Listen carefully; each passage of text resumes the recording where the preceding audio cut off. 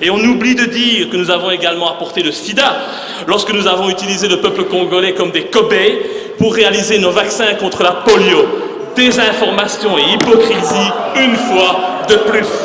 L'heure est venue d'oser regarder la vérité en face, d'oser reconnaître que jamais notre pays n'aurait pu se développer comme il l'a fait sans avoir pillé les richesses du Congo, sans avoir pillé les richesses du Congo, sans avoir pillé les richesses du Congo, sans avoir asservi le peuple congolais. 10 millions de morts, cela représente 50% de la population congolaise de l'époque, mais jamais notre pays s'est sincèrement excusé pour ces exactions. Aujourd'hui, plus de 100 ans après ces faits, notre pays a l'obligation morale de faire un devoir légitime et élémentaire de mémoire. Le Congo est pour toujours un pays frère, un pays sans lequel jamais la Belgique ne serait devenue une grande puissance européenne. Le règlement, c'est le règlement.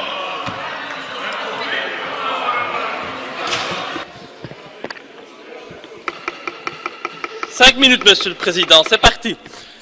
Chers collègues, un pays ne peut se grandir qu'en ayant le courage de regarder en face son histoire et de reconnaître ses crimes et ses erreurs passées.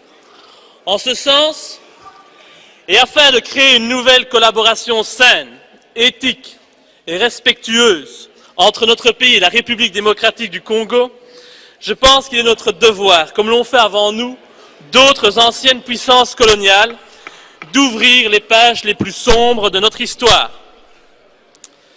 L'heure est venue d'oser regarder la vérité en face, d'oser reconnaître que jamais notre pays n'aurait pu se développer comme il l'a fait, sans avoir pillé les richesses du Congo, sans avoir asservi le peuple congolais.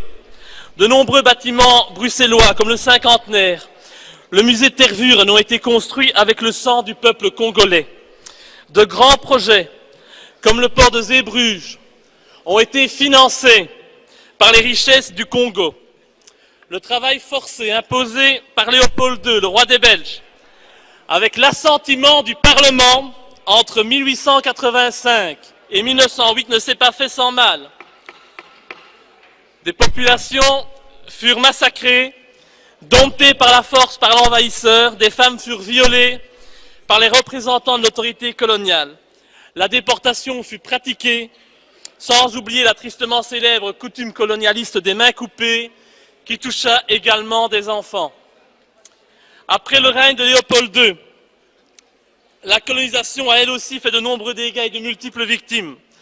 Au total, notre pays est responsable de la mort de 10 millions de Congolais, ça mérite un peu de respect. Un des plus grands génocides du monde. Ces chiffres furent évoqués, pas par moi, mais par une commission officielle du gouvernement belge en 1919. 10 millions de morts, cela représente 50% de la population congolaise de l'époque, mais jamais notre pays s'est sincèrement excusé pour ces exactions. Bien sûr, le comportement brutal des colonisateurs était monnaie courante à cette époque. Mais ces éléments ne changent et n'excusent en rien les faits qui ont été commis par des représentants de la Belgique avec l'approbation claire et ferme du souverain de l'époque, le roi Léopold II. L'ambition de notre roi et le statut qu'il voulait offrir à notre pays ne doivent, c'est pas possible, hein,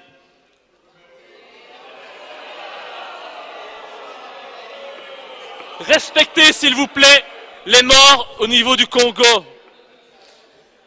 On ne doit pas, nous ne pouvons pas manipuler la mémoire collective de la Belgique, ni salir la mémoire collective des Congolais. Aujourd'hui, plus de 100 ans après ces faits, notre pays a l'obligation morale de faire un devoir légitime et élémentaire de mémoire.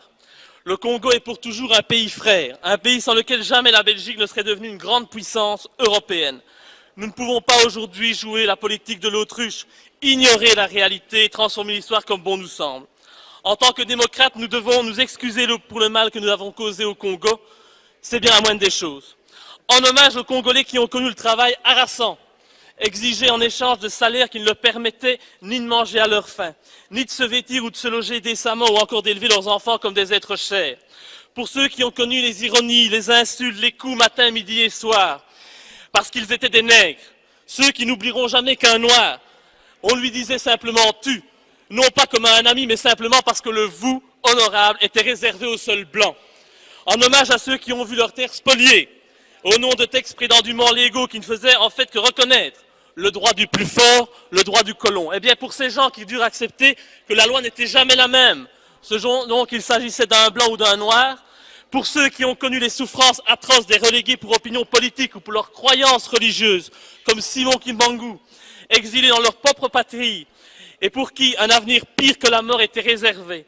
En hommage à l'auteur d'une partie de ce texte, Patrice Lumumba, arrêté et tué parce qu'il avait eu le courage de dire la vérité, parce qu'au Congo belge, il y avait dans les villes des maisons magnifiques pour les Blancs et des paillotes croulantes pour les Noirs. Pour tout cela, pour toutes les souffrances,